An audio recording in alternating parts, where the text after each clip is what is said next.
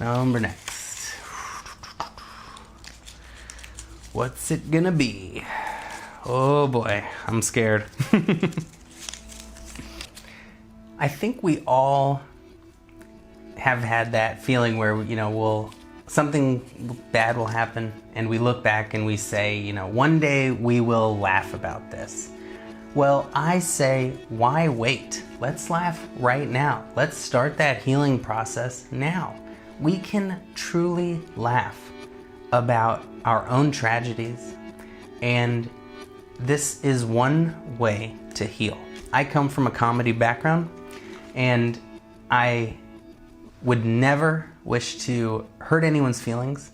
I only wish to share laughter and joy. So that is my intention, and I just wish everyone happiness. So let's get on that journey together. First comment. This is all satanic crap.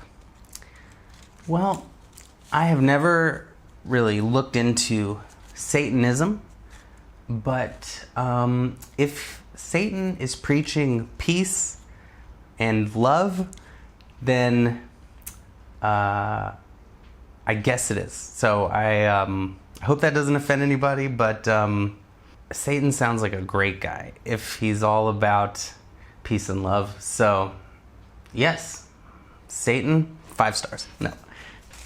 Number 2, 3, 4, whatever it is. Life is a game. How dare you compare life to a game? In life, we sometimes use a thing called metaphors. And this is an example of one. And what I mean by life is a game is that we are meant to play, to explore, to learn with our curiosity, and not to take it so seriously. It is all gonna be okay. Even when you're sure it's not, I am telling you, this universe works itself out. There is balance and order in this magnificent universe, and it can't all be peaks. Sometimes it's going to feel like we're going up, and sometimes it's going to feel like we're going down, and that is the way we like our games and our entertainment, and this can be all just part of that exciting show. Number next. You don't know what betrayal trauma is like. You didn't experience what I did. I did not experience what you did. Nobody has experienced what you did. And I would never want to imply that I experienced what you did. But the people closest to me have pretty much all betrayed me, and I love them, and I hope they can change, because I say things like, we need to love every aspect of life. Please don't mistake that for me saying that I have had a perfect life and what's not to love. Quite the opposite. I have had struggles, loss, personal, family loss, financial loss, immense loss in my life, and trauma and betrayal. It is not because I have been free from the negative aspects of life that I love life and that I love every moment and aspect of this life. It is because of those traumas that I have learned that love is still the answer. Number next. Lost track. You are asking me to be grateful when my life sucks. Go read more books. I am blocking you for suggesting that. Okay, well, I'm not saying be grateful for your life sucking, but I am saying to find the good, because how can life suck? Life can't suck. Life is amazing. Life is flowers and butterflies and puppy dogs. But sometimes certain things can be challenging. But aren't we all capable of loving a challenge, even being grateful for challenges and difficulties and opportunities to grow in life? So I say, don't be grateful life sucks, but to explore that story that life sucks that we tell ourselves, and then see if that story is making it better or worse. Oftentimes, there is some trouble to see the wonderful aspects of life, but even when we are at our lowest, we have breath, we have a mind, we have a body, and we have an opportunity to turn things around. Every day the sun rises. I respected until you replied to negative comments. This shows you are not at peace and need more work to do. I do that sometimes. I guess I do reply to negative comments, but I hope that you see that it doesn't bother me, that I do it with love. And I love negative comments. I love positive comments. I love them equally. And I think that's the lesson that I hope we can all learn, is that we can love the whole of this journey. There is nothing to fear. There is nothing to trigger us. There is only us choosing to be triggered. There is us choosing a reaction to reality. And I choose love and positivity. And I hope that everyone does too. But until then, keep all the comments coming. I love them. I just noticed you are from New Jersey. That isn't a good sign. I only know 3 people from New Jersey who are honest. But most of New Jersey is full of liars and creeps and fraudulent crime. Your market is unenlightened souls. You don't have any idea what people experience, and obviously you don't care. This is a typical New Jersey marketing scam, as expected. So I refuse to support you. Well, that is your right. But let me say, there are some beautiful people from New Jersey, and I even think if it's full of liars and creeps, they need this message the most. I mean, don't they? And I really live in New York, but New Jersey is really full of great people too. And I think people are people everywhere. There is that same human nature in all of us. And where there is the potential for corruption, there tends to be some level of corruption, but I really do believe that everyone is on a journey to growth and evolution. And I think that if I lived somewhere where everyone was enlightened, that then I wouldn't be needed. So until the day suffering stops, I will be where people need me. And I hope that I can offer some help and service. And don't trust everything you see on The Sopranos. It's just a TV show. Okay, what's next? What you say sounds like right-wing programming. Interesting. That is very interesting. People think I'm either far left, far right, or I work for the World Economic Forum. Can't please everybody. I am a middle path person. That's not to be the same as a centrist. I believe in oneness, love, compassion, and universal love.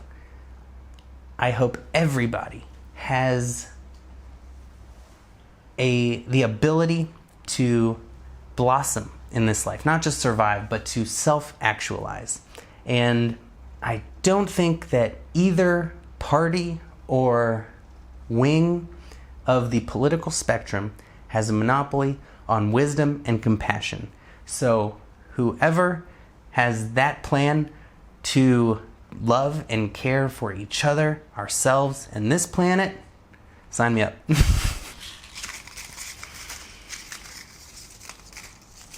Okay, let's see. This guy is a fraud. Everything is within. Don't support this guy. I think a fraud would have to claim something or self-identify or self-label as something. And I don't identify as anything. So I don't know what I'm pretending to be. I just speak my mind. Everything is, I wouldn't say within, but I would say everything is one. The within and the without. I would say that don't support me if you think I am a fraud. But if you do find what I say helpful and you're able to support, great. But, that's up to everyone. That's a personal choice. We are our own guru. This is a fact. And we do have all the answers within. And sometimes we need reminders and pointers to discover that journey within. So I just hope that I can help everybody to become their own guru and to really recognize the God nature within them, the miracle of life that is the same in all beings, and that no one is above anybody. Not even an ant is above any other life. It is all the same energy, the same stuff, taking a temporary, different form, evolving, changing, birth, death, and rebirth.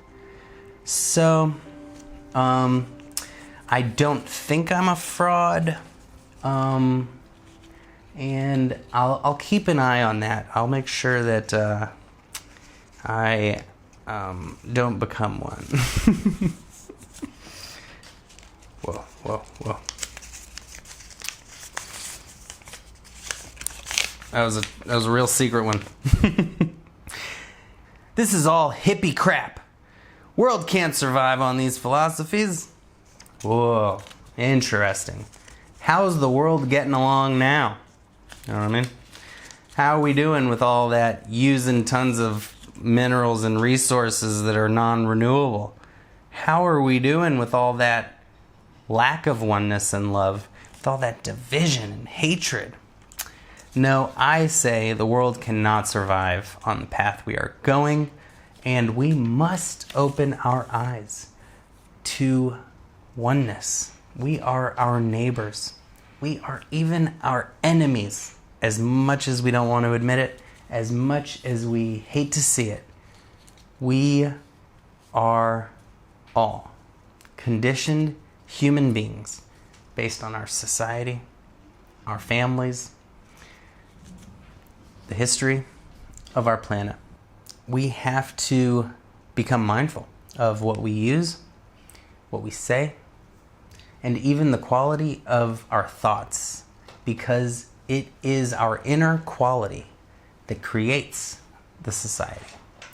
And so we have to be the world we wish to live in. And if we wish to live in a world that is peaceful, we have to start with inner peace. This man has happy thoughts because he has a home and money. Easy. Well, it's not that easy. I hate to tell you, but pretty much everybody in therapy has home and money. And I've also been homeless. My house burned down. A close family member stole all my money. And I had to rebuild. And we all have to realize that it's not our past that determines our thoughts. It's our ability to be present. Because this moment is always peaceful and perfect. And we would notice that when my house burned down, even that was okay. Even that was a moment in time that passed. I wasn't home, thank God. And so when I heard about it, it was over. It already had passed. And only when we live in our head do we live in this world of good and bad. But when we just live in action, in presence, in this moment, doing what needs to be done, everything is fine. There doesn't need to be inner panic, a storm going on inside of us. We can always just choose peace and to choose to nurture the conditions for a peaceful mind, no matter what is happening. In fact, some of the darkest days of my life, there were still feelings of peace and love that I was able to connect with. And we all have that. And that is what will sustain us through any situation in our lives. You are charging money for your books. You are here for money. Why don't you give it all for free if you care that much? I am a human being with a family, and gosh dang it, we have these crazy needs for clothing, shelter, food, electricity. I know, I'm fancy. Unfortunately, publishers feel differently and they demand to be paid for the printing costs, and my editors demand to be paid for the editing costs, and every expense on delivering. I mean, I wish I lived outside of the economy, but I don't. I do have to eat food. I will get arrested if I don't wear clothes, so I need to buy clothes. But don't worry, half of my books are actually available for free. I give all of this information for free online on the podcasts and YouTube and newsletters and at eastwestism.org. And any donations and any book sales all goes to the nonprofit foundation to further this healing message, and so we can help as many people as possible discover peace and happiness within. And it's so important. It may be the most important thing I could do with my life, because when we are all peaceful, fulfilled, and happy, violence, cruelty, anger, injustice, corruption cannot exist when we understand on a deep, conscious and subconscious level that we are all one.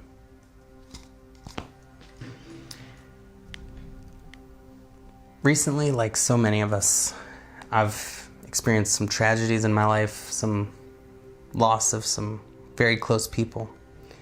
And that is what inspired me to write this book, Grief and Spiritual Healing, because the teachings I lay out here are what helped me survive and get through such a horrible time.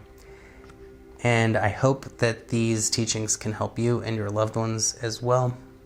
It's available on Amazon in print and Kindle.